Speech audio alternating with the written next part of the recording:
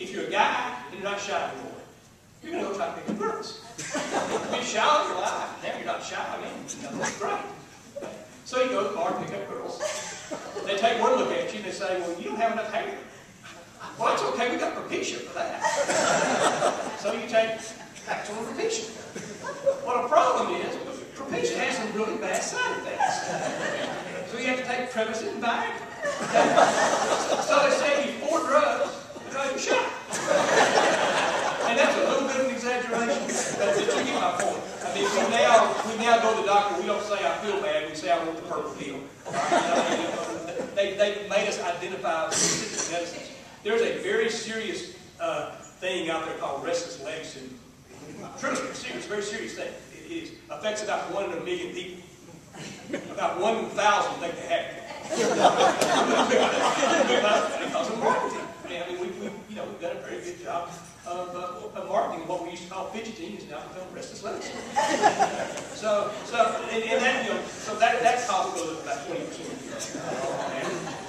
There's a little bit, the defensive medicine and litigation that's been talked about a lot. That's a component of it. And the other thing is, healthcare suffers from something called Baumol's disease. Okay? You didn't know healthcare had a disease, did you? Will Baumol, a friend of mine, he's about 90 years old now, an economist, a brilliant guy. He's retired from Princeton, spends half his time in New York, half his time in Puerto Rico, now on the beach. But anyway, still very bright, still writes books. He's 90 years old, he's an amazing guy. But years and years ago, he wrote about something that came to know as Baumol's disease. What he said was, service-oriented industries that rely on person-to-person interaction cannot become as efficient as manufacturing industries can. You know, you can always make a better robot, you can always make a better system to do something more fast, but service industries can achieve some gains in efficiency with technology, but there are limits whenever there's human interaction involved. And so, as the economy grows and progresses, technology grows, the service industries are going to be less productive in their growth than the hard good industries. And his classic example was, we'd like to get awfully efficient before 2 people can play a string quartet. But the same thing applies to healthcare, because it's very much a human interaction thing. So basically, there's a lot of reasons healthcare costs are going up. Unfortunately, this bill didn't address hardly any of those. Very early on in the process, we got away from talking about cost containment, and we moved toward talking about how bad the insurance companies are, and how bad this person, that person, the other person is, and the thing just got completely off base. And then the goal switched from trying to have healthcare reform to trying to pass something. And so we ended up with a thing that literally, if you look at the ways to control costs, one of them is to improve access to delivery in ways that save money. And the other way is to incentivize people to be healthier. I mean, that's how you control costs. This bill actually incentivizes you the other way. Okay? Because one thing it does is it says, okay, now we're going to have everybody be covered. You can't be turned down. Okay, that's fine. You can do that. But not only can you not be turned down, you can't be charged extra because you're unhealthy. Well, insurance by its very nature is about risk and risk pools and actuarial accounting. If you live in an area that's prone to tornadoes, your house insurance is more expensive. If you live in an area that's prone to tropical storm and hurricanes, your house insurance is more expensive. If you live in a safer area, it's safer. There's just all insurance is based on risk assessment. Right now we have 5 categories in Texas, and we can basically put people's rates in. If you're 20 years old and healthy as a horse, you get a pretty low insurance rate. If you're a little older and have a couple things wrong with you, you get a little bit higher insurance rate. But we have these 5 tiers. Well, what they're telling us now is you've got to put more people in it, and you can only have 3 tiers. Okay? So the only way you can make that work, because there's a great myth that, well, let the insurance companies pay for this, let the insurance companies pay for that, let the insurance companies pay for the other. All the insurance companies do is take your money and pay it back to you.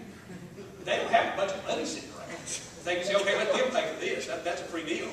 The only way they can pay for it is they got to get it from you. I'm on the board of an insurance company, and I can tell you, in our case, we pay out 89.8% roughly of what we take in. We use 10% to run it. If anybody can run it more efficiently, I dare them to do it. And we keep about 7/10 of the profit. That's what we do. Okay? So, But regardless, there's this myth, well, if you cram that together, the only thing you can do is increase premiums on healthy people. That's the only way you make the pool work.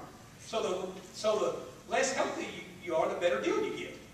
So you're sitting there, at home at night, one's right hand, left hand, you got celery stick, double stuffed Oreo. Celery stick, double stuffed Oreo.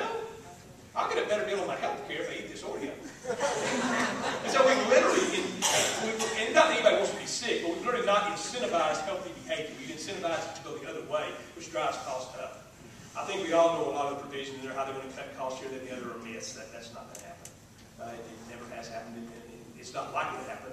And it's a bad situation to start with. If you start out saying we need more resources for health care, and the major way we're going to pay for it is take resources out of health care, that doesn't work. That's taking out of one pocket, putting it in another pocket. It doesn't enhance the system. But I think we'll see a lot of things come out of it. There's some winners and losers in this deal. I think the winners, I think the biomedical industry got some pretty decent tax breaks out of this thing. And so to the extent this region's trying to build on biosciences and that sort of thing, there's some tax breaks. They also got intellectual property protection. Basically for 12 years after the FDA approves a new drug or a new treatment, you get exclusive use of it. So there's things like that that encourage innovation, help the biosciences industry. So I think they came out pretty well on it. We will get more people insured, but it's going to cost money to provide that health care, and it's going to have to be paid for.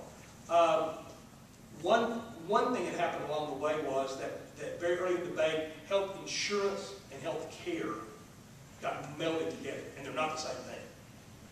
Good example. Today, I can argue that we have universal health care. Because if you get to the emergency room, they got to take care of you. Okay? I mean, that's basically, that's a law. If you get to the emergency room, they got to take care of you. So what happens is a lot of folks who don't have health insurance, the only option they have is show up at the emergency room. And if mama's got a sick kid, mama's going to figure out how to get the kid taken care of.